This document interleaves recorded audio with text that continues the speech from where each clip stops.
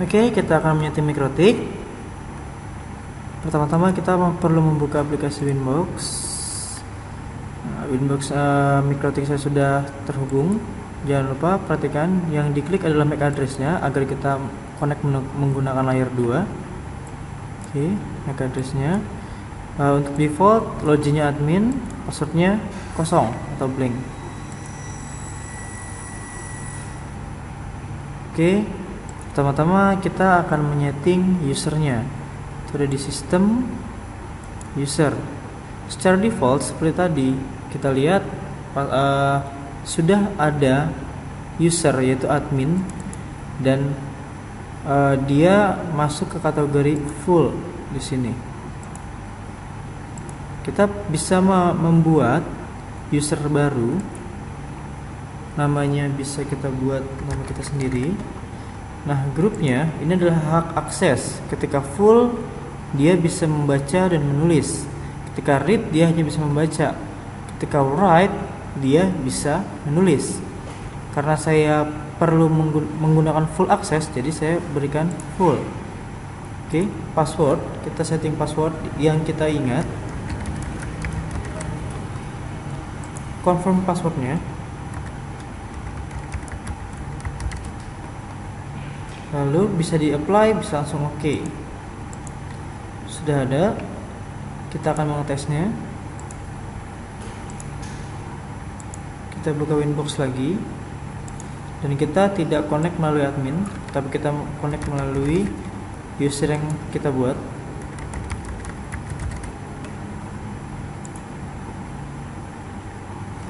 Oke, itu masuk. Lalu kita setting interface, kita akan mulai menyeting mikrotiknya. Di sini, di dalam kasus ini, Ethernet 1 itu sumber ISP-nya atau sumber internet. Nah, Ethernet 2 adalah untuk ke klien. Jadi di sini agar tidak mempersulit saya atau mempermudah, saya akan beri nama ini adalah internet. Nah, Ethernet 2 karena ini untuk di-share ke klien-klien, saya beri nama klien. Oke, setelah itu kita setting IP address-nya. Saya menggunakan IP 192.168.3.1 untuk port saya. Jangan lupa diberikan /24. Networknya tidak perlu diisi karena dia nanti akan secara otomatis mengisi sesuai dari slash yang kita berikan atau sampai masa yang kita berikan. Interface jangan lupa kita ubah menjadi klien karena saya menyeting untuk klien. Oke, bisa di-apply, kita langsung oke. Nah, di sini IP address-nya ada 192.168.3.1/24. IP networknya 192.168.3.0 untuk interface klien. Setelah itu saya akan membuat DHCP server. Perhatikan, bukan yang di plus ini, tapi kita menggunakan DHCP setup. Kita klik. Perlu perhatikan di sini biasanya terjadi kesalahan karena kita untuk klien kita menyeting DHCP server untuk klien. Oke, bisa di next. DHCP address space diisi dengan IP network yang kita buat. Gateway for DHCP network adalah IPC port untuk user-user atau gateway-nya.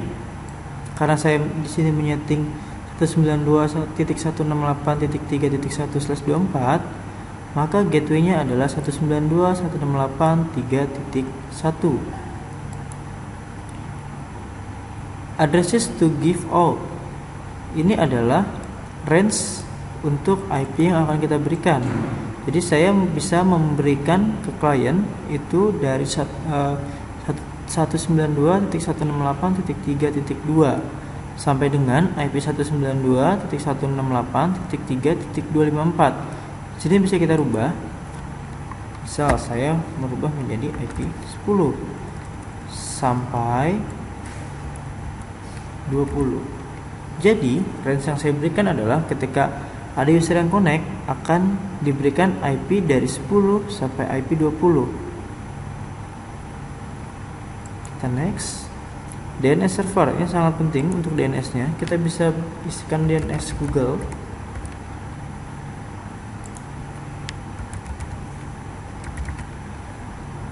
Next.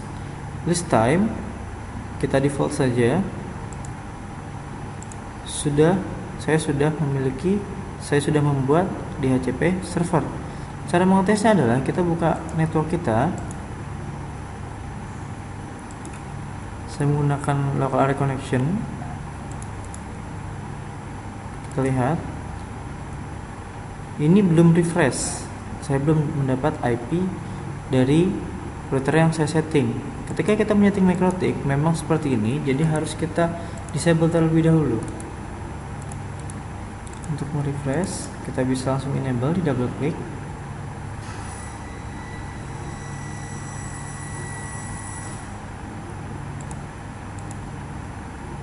Double klik details. Ini adalah IP DHCP server yang tadi saya buat. Kita langsung mendapatkan IP 192.168.3.20 tanpa perlu kita setting. Dengan catatan IP kita harus Optine. Oke, perhatikan ya, Optine. Kita kembali ke Winbox. Setelah kita setting DHCP server, kita setting DHCP client. Cukup di add saja. Sumber internet berasal dari Ethernet 1 atau port yang kita sudah beri nama internet. Di apply dan di OK. Dia akan otomatis mendapatkan IP dari sumber internetnya. Setelah itu, kita belum bisa berinternet real. Dengan catatan kita harus menyeting NAT-nya, yaitu ada di IP, firewall, NAT, add, kita masuk ke general. Nah, chain-nya adalah CRNAT, out interface adalah internet. Action-nya kita pilih mesh curate. Kalau kita apply, kita OK. Nah, kita akan mengatas internetnya. Bisa kita buka terminal, kita ping ke Google. Nah, begini ya, berarti dia sudah reply. Apakah komputer kita sudah bisa internet?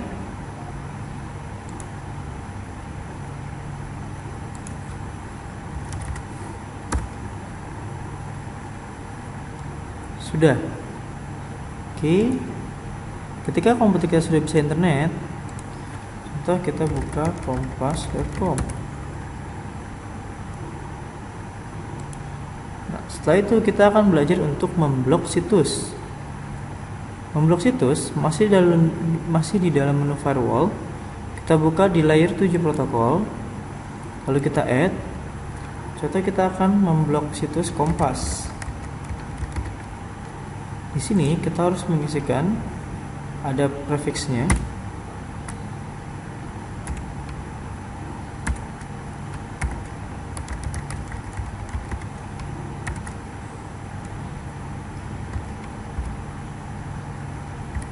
Sintaks ini harus kita isi. Semuanya sama.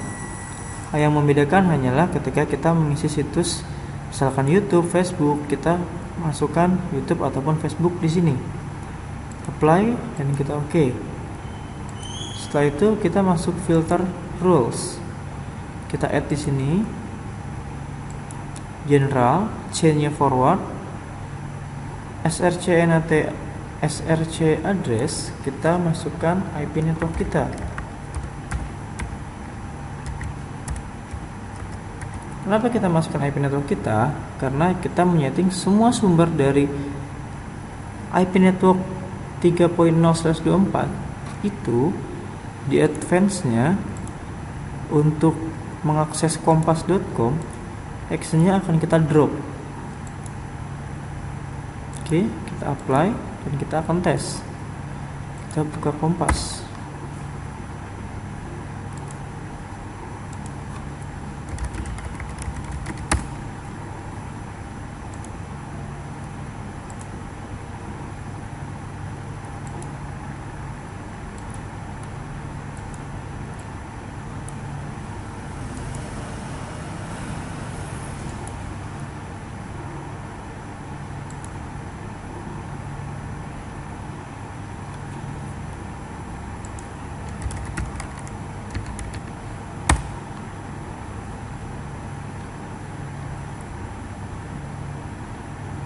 Oke, kompas.com tidak bisa kita buka.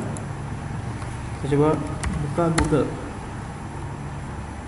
Google bisa terbuka, tetapi kompas.com tidak bisa dibuka. Itu karena kita sudah memasukkan untuk Kompas, kita drop. Kita akan coba untuk membuka kembali situs Kompas yang kita blok. Hanya perlu kita disable saja. Di sini ada menu disable, ataupun di sini kita masuk ke menu. Oke, kita akan tes Kompas. Langsung bisa terbuka. Coba kita blok situsnya lagi. Kita sudah enable, apakah masih bisa dibuka? Ternyata masih bisa. Kita close Mozilla-nya.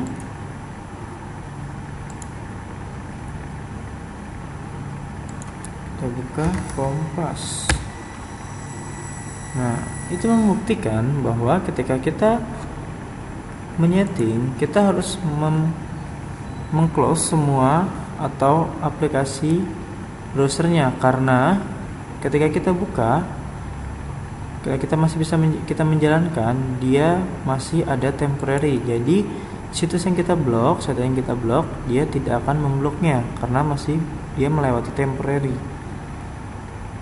Oke, setelah itu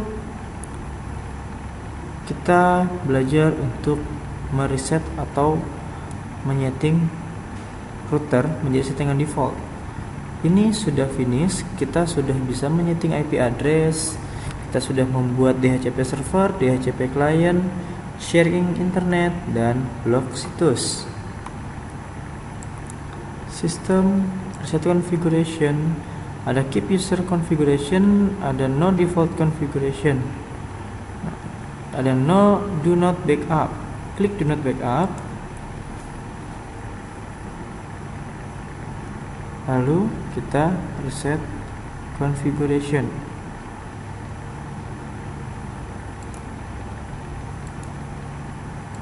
Yes. Ketika kita mereset, memang waktunya tidak sebentar, jadi jangan panik. Dan jangan panik ketika router kita menjadi disconnect, dan kalian di jangka waktu yang pendek tidak perlu reconnect, karena itu akan menjadi error. Kenapa error? Karena si router sedang restart. Jadi kita perlu menunggu sekitar paling lama itu 5 menit.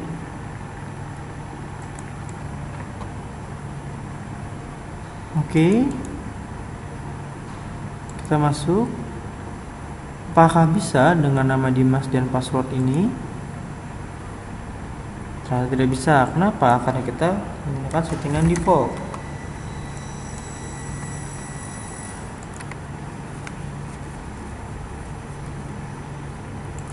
Oke, semua seperti settingan awal. Cukup sekian dan terima kasih.